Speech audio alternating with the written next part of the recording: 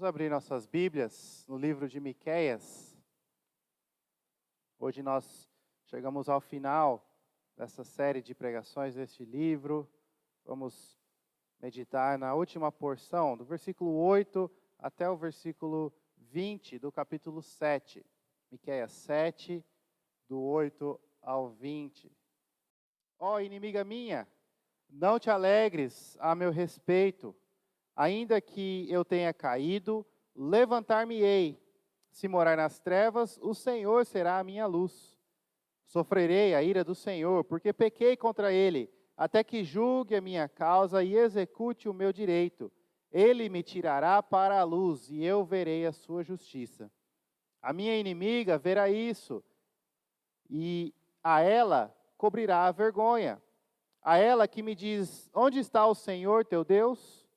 Os meus olhos a contemplarão, agora será pisada aos pés como a lama das ruas. No dia da reedificação dos teus muros, nesse dia serão os teus limites removidos para mais longe. Nesse dia virão a ti, desde a Assíria até as cidades do Egito, e do Egito até o rio Eufrates, e do mar até ao mar, e da montanha até a montanha. Todavia, a terra será posta em desolação por causa dos seus moradores, por causa do fruto das suas obras.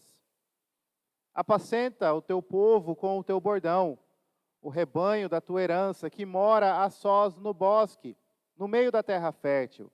Apacentem-se em Baçã e Gileade, como nos dias de outrora. Eu lhe mostrarei maravilhas, como nos dias da tua saída da terra do Egito. As nações verão isso e se envergonharão de todo o seu poder, porão a mão sobre a boca e os seus ouvidos ficarão surdos. Lamberão o pó como serpentes, como répteis da terra, tremendo sairão dos seus esconderijos e tremendo virão ao Senhor nosso Deus e terão medo de ti. Quem, ó Deus, é semelhante a ti, que perdoas a iniquidade e te esqueces da transgressão do restante da tua herança? O Senhor não retém a sua ira para sempre, porque tem prazer na misericórdia.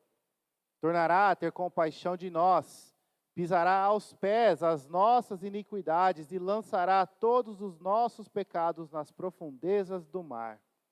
Mostrarás a Jacó a fidelidade e a Abraão a misericórdia, as quais juraste a nossos pais desde os dias antigos.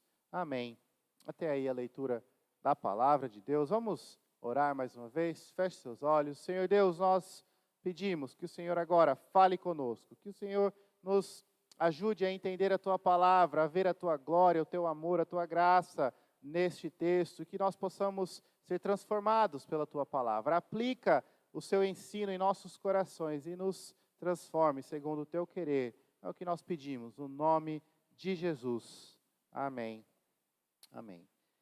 Irmãos, finais são bastante importantes numa história, né? Talvez você tenha acompanhado um livro, uma série, coisa do tipo, e ela foi muito bem, o livro estava indo muito bem, até que o final decepcionou. E o final ruim parece que anula toda a boa história de todo aquele livro, todo aquele enredo que estava indo bem, que era interessante, que era atrativo, se torna ruim, se torna algo a ser esquecido, você fica frustrado. Finais são importantes. Por outro lado, algumas histórias que são medianas, com um bom final, o seu ápice ali naquele final se tornam uma história muito boa de se acompanhar, uma história que você recomenda para outras pessoas, que te chama a atenção. Finais são importantes. O livro do profeta Miqueias chega ao final, nesse texto que nós lemos nesta noite. E aqui nós temos o profeta, através de um hino profético, ou um texto um pouco mais poético, uma profecia um pouco mais poética, nos mostrando o final de todo o seu ministério, desse livro. E o que nós temos aqui não é um final decepcionante, mas é o melhor de todo o livro. É o ápice de tudo que está sendo dito até aqui. É nesse final que Miqueias nos ensina que não há outro como nosso Deus, justo, fiel, temível e rico em misericórdia. O final do livro de Miqueias, essa porção, esse hino profético nos ensina que não há outro como o nosso Deus, justo, fiel, temível e rico em misericórdia.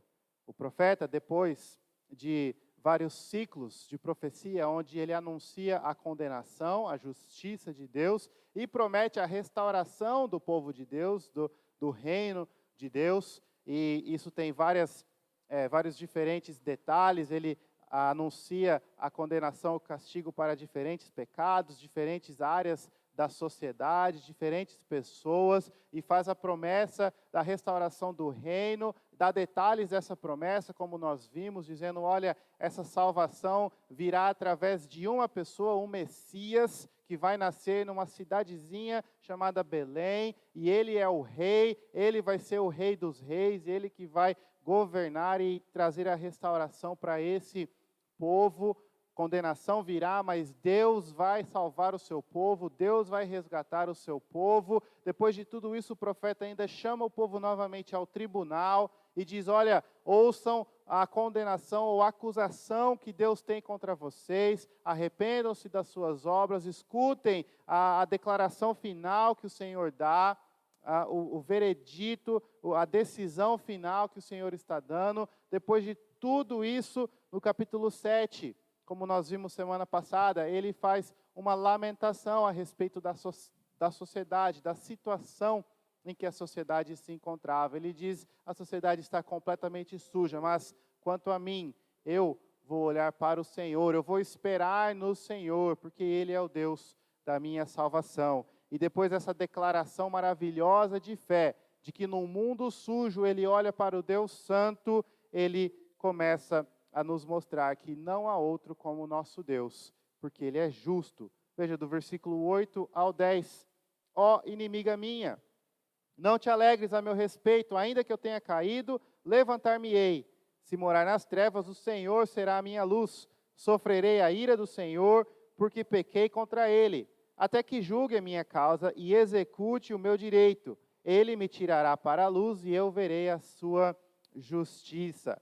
O profeta diz para os inimigos, aqui ele personifica o contexto ou o sentido de inimigo como se fosse uma pessoa, uma mulher, uma dama. E ele diz, olha, inimiga minha, dama e inimiga. Ele está personificando, ele está usando a figura de uma dama para representar tudo aquilo que é a inimizade, todos os inimigos, os perigos que viriam futuramente, os perigos que estavam à porta, ao redor, tudo isso está personificado nessa dama, nessa mulher, ó inimiga minha. E ele diz, não te alegres a meu respeito, porque ainda que eu tenha caído, levantar-me-ei, o Senhor será a minha luz. Ele continua, olha, sofrerei a ira do Senhor, porque pequei contra Ele, até que julgue a minha causa e execute o meu direito.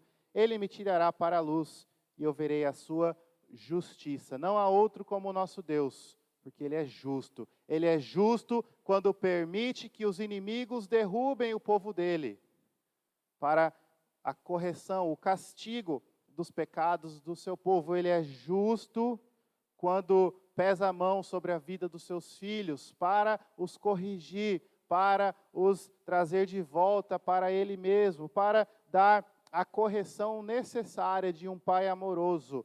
Deus executa a sua justiça, Ele é justo ao usar inimigos para castigar o seu povo, Ele é justo ao derrubar, ao colocar o povo nas trevas, porque o povo pecou contra Ele.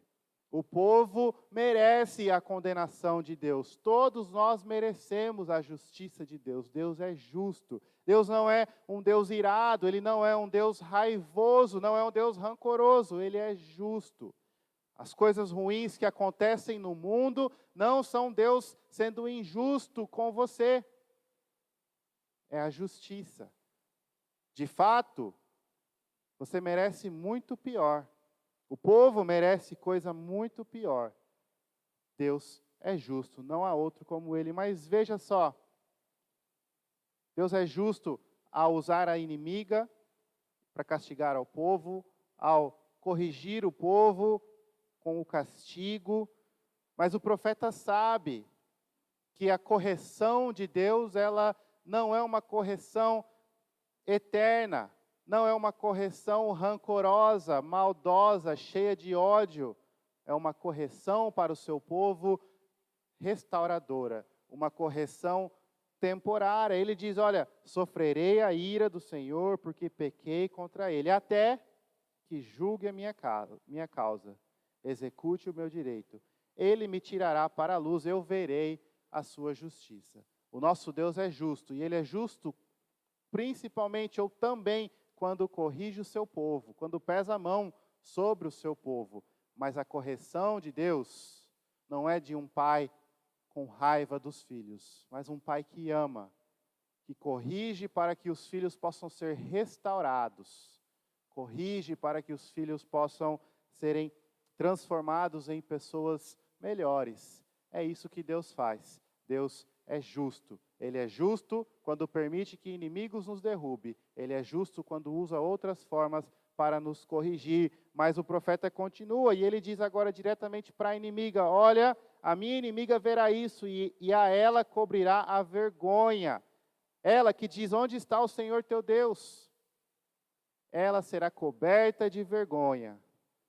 Os olhos do profeta vão contemplar a inimiga sendo pisada aos pés como a lama das ruas. Deus é justo ao usar inimigos para corrigir seu povo, Deus é justo ao castigar para corrigir seu povo, Deus é justo ao corrigir e condenar os inimigos. Ele não deixa passar, ele não fecha os olhos para as transgressões do mundo, as pessoas que olham para ele e o acusam e blasfemam contra ele, aonde está o seu Deus? As pessoas que olham para o povo de Deus caído e se alegram, comemoram e dizem, olha lá, aquele monte de cristão que diz que são bons, estão tudo sofrendo, bem feito para eles, que continuem assim, esse povo hipócrita e continua a falar, essas pessoas também receberão a justiça de Deus. Deus é justo, não há outro como Ele, só Ele é perfeitamente justo. Justo ao permitir que inimigos derrubem seu povo, para corrigi-los. Justo ao castigar seu povo, também para corrigi-los. E justo ao trazer a condenação para os inimigos. Não há outro como o nosso Deus, Ele é justo. Mas a justiça de Deus é temporária e restauradora. Talvez você esteja passando por um momento difícil na sua vida e seja Deus permitindo que você sofra para te corrigir. É importante nesses momentos nós todos fazermos um exame de nós mesmos, olhar para dentro dos nossos corações e nos perguntar, será que não há algo que eu preciso mudar, que Deus está querendo me transformar, que Deus está utilizando essa circunstância difícil para me mostrar o meu erro, a minha falha, para me trazer ao arrependimento? É claro que esse exame deve ser feito pessoalmente, não cabe a mim olhar para um irmão sofrendo, como os amigos de Jó fizeram, e dizer, olha, você está sofrendo porque você é um pecador, o que foi que você fez para sofrer? Não é isso que eu estou falando, é pessoal de cada um. Lembre-se da justiça de Deus e que Ele é justo em castigar seus filhos, em corrigir seus filhos. E no momento de correção, olhe para você mesmo e pergunte, será que eu não preciso ser corrigido? Será que não há algo que eu possa mudar? Mas olhe com cuidado, não permita que esse autoexame te leve para longe de Deus, para a depressão, para a tristeza ou o sentimento de culpa. Olhe para dentro de si, veja áreas em que você precisa melhorar, em que você precisa buscar a santidade e corra imediatamente para os braços de Jesus Cristo, para os braços do seu Salvador. Como o profeta, faça a mesma coisa, sofra a ira do Senhor, porque pecou contra Ele. Mas lembre-se que não é uma ira eterna, não é uma ira permanente, até que julgue a minha causa e execute o meu direito. Não há outro como o nosso Deus, Ele é justo. Mas o profeta continua, e ele diz que Deus não é apenas justo, Deus também é fiel. Na segunda estrofe deste hino, no versículo 11 ao 13, ele diz o seguinte: no dia da reedificação dos teus muros, nesse dia serão os teus limites removidos para mais longe. Nesse dia virão a ti desde a Assíria até as cidades do Egito, e do Egito até o rio Eufrates, e do mar até o mar, e da montanha até a montanha. Todavia, a terra será posta em desolação por causa dos seus moradores, por causa do fruto das suas obras. Nesse hino final, Miqueias nos mostra, não há outro como o nosso Deus, que é justo e é fiel. O que o profeta está fazendo aqui é, depois de personificar os inimigos em uma dama, em uma senhora, no versículo 11, ele se dirige agora para o povo de Deus. Não fala mais para o inimigo, mas fala para o povo de Deus, também personificando como Jerusalém, usando o feminino, ela, a cidade do Senhor, Jerusalém. E ele diz para Jerusalém, para o povo de Deus: no dia da reedificação dos teus muros, nesse dia serão os teus limites removidos para mais longe. O profeta está dizendo: olha, os inimigos que festejam agora vão, ao nos ver caídos, vão nos ver sendo levantados, porque Deus vai nos levantar. E nesse dia, Deus irá reerguer os muros que foram destruídos. Deus irá reedificar tudo que foi destruído, que foi acabado pela invasão dos inimigos. E olha só, não é apenas uma reconstrução, mas os limites da cidade serão expandidos. As bordas, as fronteiras irão mais e mais longe. Por quê? Veja no versículo 12, porque mais e mais pessoas vão vir para essa cidade. Não são apenas os moradores originais, mas são pessoas de todos os lugares. O profeta diz: nesse dia virão a ti desde a Assíria, cidades do Egito, do rio Eufrates, do mar até o mar, de um mar ao outro mar, pessoas virão para esta cidade. Deus é justo e Deus é fiel. Porque lá atrás, Deus fez uma promessa. Quando Ele cobriu Adão e Eva com peles de animais, Ele disse que Ele iria trazer um descendente que iria derrotar o inimigo. Quando Ele chama Abraão para ser o seu filho, como Ele chama Abraão para o obedecer e ir para a terra que Deus mostraria, Ele diz que de Abraão Ele faria uma grande nação e abençoaria as outras nações. E essa promessa ela continua a ser desenvolvida quando o povo é retirado do Egito, recebe os 10 mandamentos, e Deus então, através de Moisés, fala ao povo: olha, vocês devem viver segundo essas instruções, e se vocês viverem comigo, se vocês honrarem o nosso relacionamento, vocês forem o meu povo, e eu o Deus de vocês, vocês vão habitar nessa terra para sempre. E eu farei de vocês uma grande nação. Bênção, a bênção do Senhor na terra prometida. A promessa da reedificação, da reconstrução. Mas não só nesses textos. O próprio texto de Miqueias, como nós vimos, várias e várias vezes o profeta lembra o povo: olha, Deus irá condenar o pecador, mas Deus restaura o seu povo, Deus estabelece o seu reino. O que está destruído agora será reerguido. É isso que o profeta está dizendo. Deus é fiel. Ele prometeu e Ele vai cumprir. E Ele não apenas irá reconstruir os muros da cidade, Ele vai alargar, aumentar essa cidade para caber todos os que virão. Isso, irmãos, se cumpriu em Jesus Cristo, e nós somos prova disso. Nós, aqui nessa cidade pequena, no interior de Goiás, fazemos parte da Jerusalém celestial. Os muros de Jerusalém foram alargados e agora alcançam todo o mundo, e pessoas de todas as tribos, todas as línguas, todos os povos vêm para essa cidade. Todo domingo, no momento do culto de louvor, nós nos reunimos aos nossos irmãos em adoração e louvamos ao nosso Deus juntos. Os muros foram alargados de maneira incompreensível, imensurável. Deus é fiel. Não há outro como Ele é justo, Ele é fiel. Ele é fiel para cumprir com a promessa da salvação, como nós vimos, mas no verso 13, Ele é fiel também para condenar o pecador. Porque Se você voltar lá, Deuteronômio 28, Levítico 26 e 27, por exemplo, você vai ver as promessas que Deus faz para o povo, de bênção, de salvação, que Deus promete novamente aqui, que Ele já cumpriu em Jesus Cristo. Mas no mesmo texto, Deus também diz, olha, aqueles que se recusam a ser o meu povo, aqueles que não querem ser o meu povo, os rebeldes, os ímpios que me odeiam, os meus inimigos, estes serão destruídos.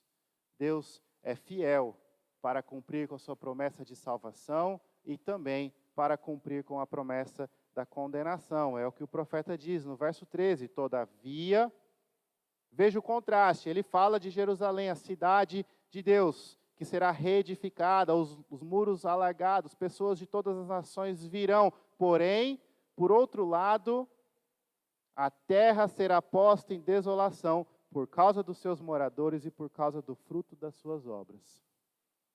Essa grande cidade celestial que cabe todos os filhos de Deus, ela cabe os filhos de Deus, aqueles que creem em Jesus Cristo, aqueles que amam a Deus. Os que se recusam a se entregar ao Senhor Jesus, os que odeiam a Deus, esses não têm lugar nessa cidade e vão perecer no mundo que será desolado pela própria obra deles, por causa da própria atitude do povo. Não há outro como o nosso Deus, justo e fiel.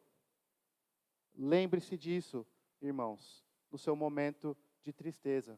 Talvez, como eu disse anteriormente, você está passando por um momento de disciplina do Senhor. Ele está te corrigindo, Ele está pesando a mão sobre sua vida para te ensinar, para te corrigir, para te transformar. Ele está sendo justo ao condenar o seu pecado. Lembre-se que Ele também é fiel para te restaurar, que Ele que te derruba quando é necessário, também te pega pela mão e levanta e restaura a tua comunhão, a tua vida. Lembre-se da fidelidade de Deus.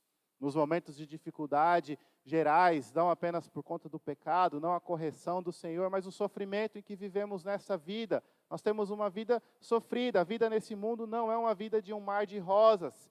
Nesses momentos, lembre-se da fidelidade de Deus. Ele fez promessas e Ele cumpre. Lembre-se, não há outro como Ele. Ele é o único Deus vivo, justo e fiel. Mas o profeta continua.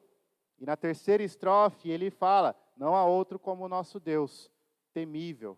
E a palavra temível tem o sentido de digno de temor, de ser temido, de ter medo mesmo, ter medo do Senhor, temível, o temor do Senhor.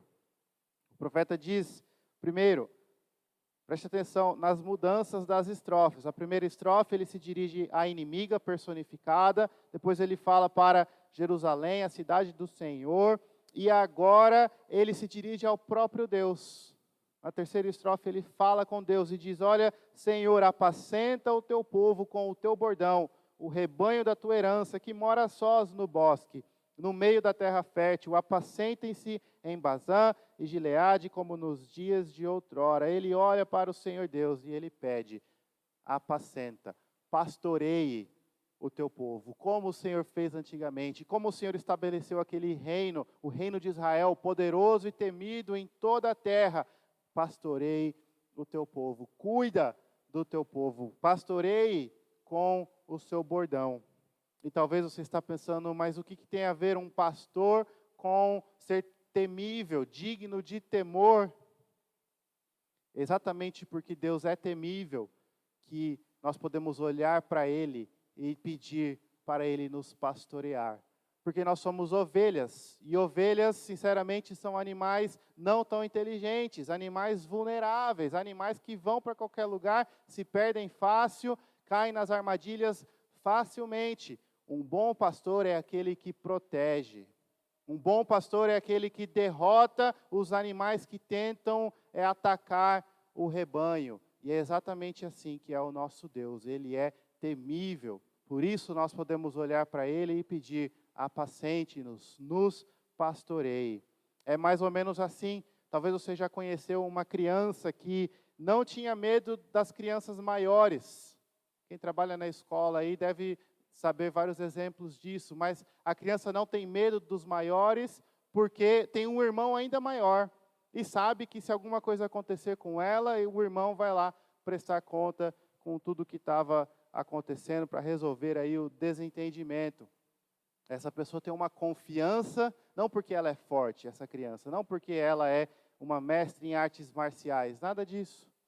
É porque ela confia em quem cuida dela. Nosso Deus é temível e Ele é o nosso pastor. Nós podemos confiar nele. Ai daquele que se levanta contra o rebanho do Senhor. Ai do inimigo que tenta atacar o povo de Deus, os filhos dele. Ele é o nosso pastor.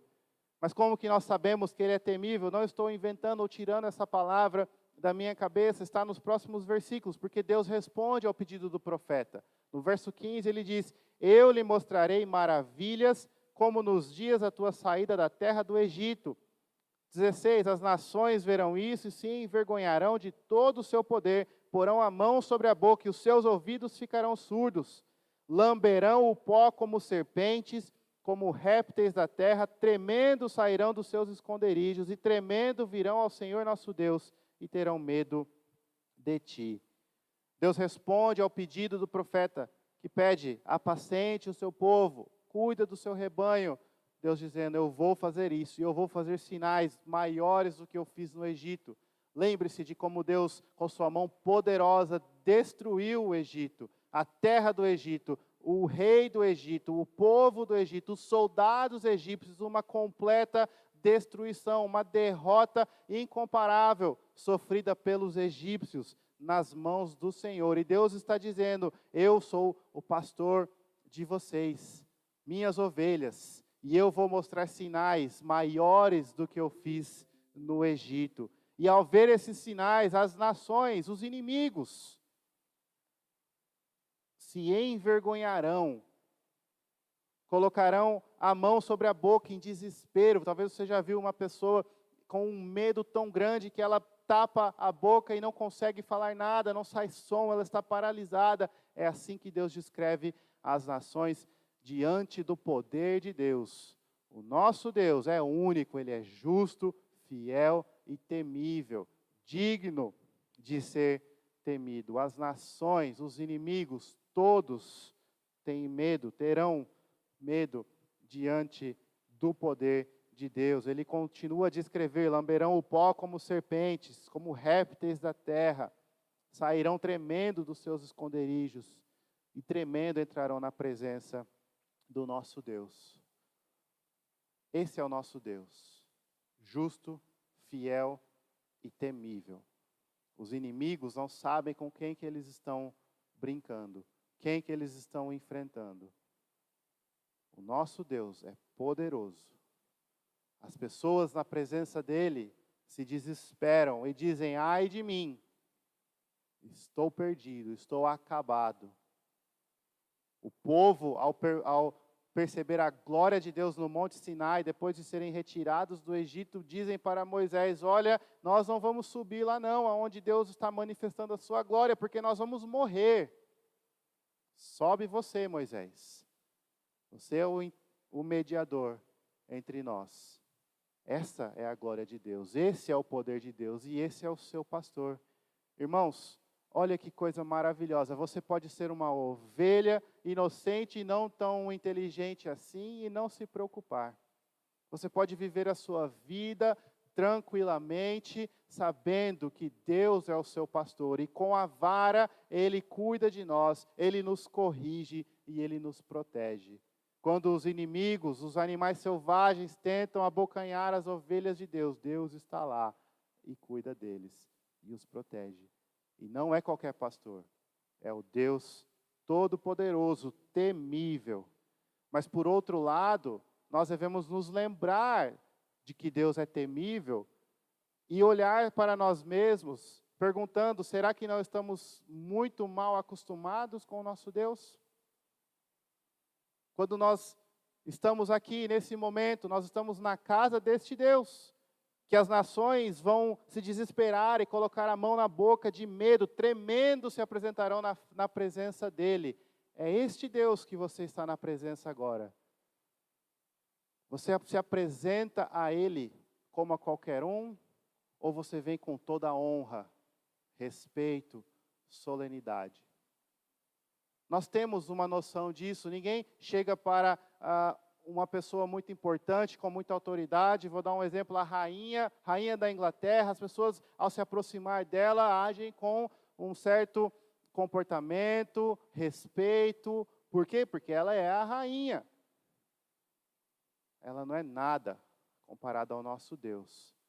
Mas nós nos aproximamos de Deus como se estivéssemos nos aproximando de um qualquer. Quando a palavra é lida, nós estamos brincando com outras coisas. Quando é orado, nós estamos pensando se a oração não vai acabar, não. Quando estamos cantando, estamos pensando, será que vai acabar a música logo? Porque eu quero sentar. Mal acostumados na presença de Deus. Lembre-se de que Ele é temível. Provérbios diz, o temor do Senhor é o princípio da sabedoria. O autor aos Hebreus diz, terrível coisa é cair nas mãos do Deus vivo. Lembre-se disso. Quando você estiver passando por tentações e pensar, eu só vou pecar dessa vez, não é nada. Deus é bonzinho, Deus perdoa. Lembre-se que Ele é justo, fiel e temível. Deixe que o temor do Senhor endireite os seus passos. Porque muitas vezes nós deixamos de fazer algo errado porque temos medo de Deus, da consequência. E isso é bom. A fé verdadeira ouve as ameaças da palavra de Deus e responde com temor.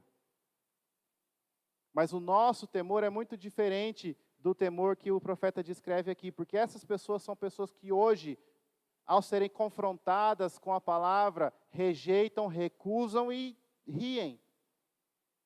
Mas o profeta diz, no dia final, vão tremer e vão se desesperar. É assim que o Novo Testamento diz na volta de Jesus Cristo, que todo joelho se dobrará. Essa frase, todo joelho se dobrará, não é uma profecia de que o mundo todo vai adorar a Deus. Os crentes vão adorar a Cristo, os crentes vão dobrar os joelhos em adoração e temor ao ver o Senhor Jesus retornando. O resto do mundo vai dobrar o joelho, porque não terão forças para permanecer em pé, tremendo diante do Deus Todo-Poderoso, o Senhor Jesus, que é temível. A pergunta para nós, então, é: você teme ao Senhor hoje porque o ama, ou você vai esperar no dia final para temê-lo? Só que no dia final é tarde demais. Olhe para quem Deus é. Não há outro como Ele, justo, fiel e temível. Mas o profeta então encerra o seu hino, a última estrofe, dizendo que não há outro como Deus. Ele é rico em misericórdia. Preste atenção. Eu vou ler mais uma vez esse trecho. E eu gostaria que os irmãos saboreassem cada palavra. Olha a maneira maravilhosa que a misericórdia de Deus é descrita. Quem, ó Deus, é semelhante a ti, que perdoas a iniquidade, te esqueces da transgressão do restante da tua herança. O Senhor não retém a sua ira para sempre, porque tem prazer na misericórdia. Tornará a ter compaixão de nós, pisará aos pés as nossas iniquidades e lançará todos os nossos pecados nas profundezas do mar. Mostrarás a Jacó a fidelidade e a Abraão a misericórdia, as quais juraste a nossos pais desde os dias antigos. Não há outro como o nosso Deus, justo, fiel, temível e rico em misericórdia. Veja que, ao descrever a misericórdia, o profeta diz, rico em misericórdia.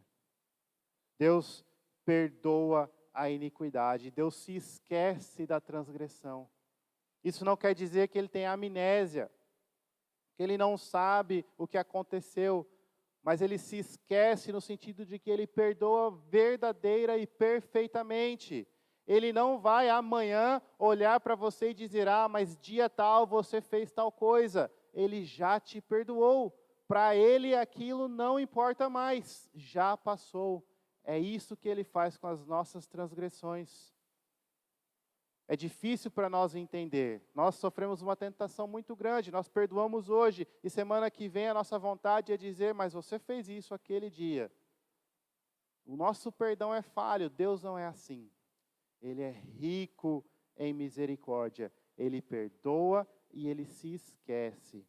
Ele não retém a sua ira para sempre. Ele tem prazer na misericórdia. Você consegue imaginar que ao perdoar um pecador, Deus se alegra, Deus tem prazer, Ele se regozija em perdoar? Ele é justo, Ele condena o pecador, mas em momento nenhum a Bíblia diz que Ele tem prazer na condenação, que Ele se alegra em exercer a sua justiça. Ele é justo e Ele sempre exerce a sua justiça, porque se Ele não fizesse isso, Ele não seria Deus. Mas quando a Bíblia descreve a misericórdia dEle, Ele diz, Ele se alegra em perdoar, Ele tem prazer na misericórdia. Ele sempre restaura seu povo arrependido.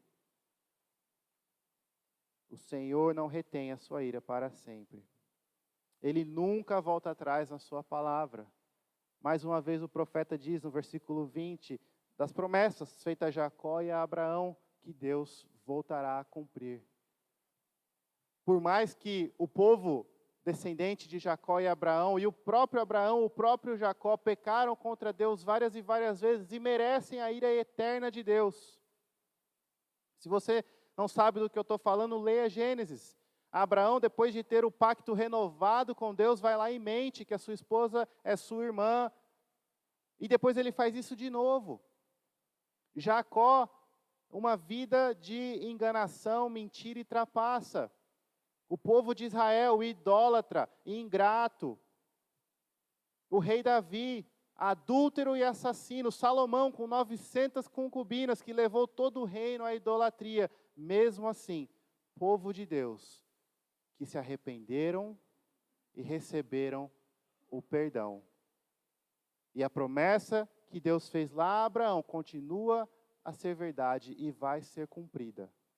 Ele é rico em misericórdia. Não há pecado grande demais que anula as promessas de Deus. Ele é rico em misericórdia. Isso aqui não é um anúncio de uma promoção, de um queima de estoque, corra, pega o seu perdão logo porque vai acabar, não. Não acaba. É abundante, ele é rico em misericórdia. Irmãos, esse é o ápice desse livro que ele se encerra. Miqueias nos mostra, não há outro como o nosso Deus, ele é justo, ele é fiel, ele é temível e ele é rico em misericórdia. Durante esse livro, Miqueias anunciou a condenação várias vezes, mas como nós já falamos, todo anúncio de condenação na Bíblia é uma oportunidade de arrependimento. E talvez ao ouvir isso, você tenha se questionado, mas será que isso é verdade? Será que se eu me arrepender, Deus vai me perdoar? Porque olha só, o meu pecado é muito grande, a minha lista de coisas erradas ela é longa, será? Eu reconheço que eu falhei e eu mereço a ira de Deus, não tem solução, estou desesperado, vou acabar com a minha vida agora, não tem jeito. Irmãos, isso não é verdade. Deus é rico em misericórdia. Ao anunciar o julgamento, Ele está querendo que o seu povo se arrependa. E quando o povo se arrepende, Ele perdoa. E Ele faz sinais maiores do que Ele fez no Egito. No Egito, Ele trouxe as pragas, Ele destruiu com toda aquele país. Os irmãos podem ler depois toda a narrativa em Êxodo e vai ver os grandes milagres que Deus operou. E Ele fez algo muito maior para nos perdoar. Ele entregou o seu Filho Jesus Cristo, que morreu na cruz e pagou o preço por todas essas transgressões. Assim como Ele afundou os soldados egípcios no Mar Vermelho, que foram acabados, esquecidos, Deus fez a mesma coisa com o nosso pecado. Ele pegou todo o nosso pecado, toda a nossa transgressão, lançou na profundeza do mar e cobriu através da obra do Senhor Jesus Cristo. Sinais muito maiores foram feitos. O Filho de Deus veio ao mundo e se entregou na cruz. Todo pecador que se arrepende recebe o perdão. Deus se alegra em perdoar. Talvez você esteja andando longe de Deus. Talvez você esteja envergonhado e culpado. E você esteja pensando, eu não mereço, não há solução. Eu fui longe demais. Leia esse texto novamente. Não há outro como o nosso Deus. Ele não é vingativo como nós. Ele é rico em misericórdia. Volte para Ele. Ele está te esperando. Ele tem prazer em te perdoar. Ele se alegra nisso. Talvez outros que estão aqui nessa noite nunca foram filhos de Deus, nunca pertenceram ao povo de Deus. Olhe para a justiça de Deus. Tema ao Senhor. Mas para você também, a oferta é a mesma. Se arrependa e venha para o Senhor Jesus Cristo. Ele te perdoa. Ele te abraça. Ele te dá tudo o que você precisa. Ele não vai, semana que vem, olhar para você e dizer, mas você fez isso e fez aquilo. Ele se esquece das suas transgressões. Pessoas não se esquecem. E o inimigo joga os nossos pecados na nossa cara. O diabo tenta nos convencer de que Deus não vai perdoar, de que nós somos longe demais. Não é isso que a Bíblia ensina. A solução é vir para Cristo. Em Jesus Cristo, que nós recebemos a justiça, a fidelidade e a misericórdia do nosso Deus. Não há outro como o nosso Deus, justo, fiel, temível e rico em misericórdia. Vamos orar, feche seus olhos.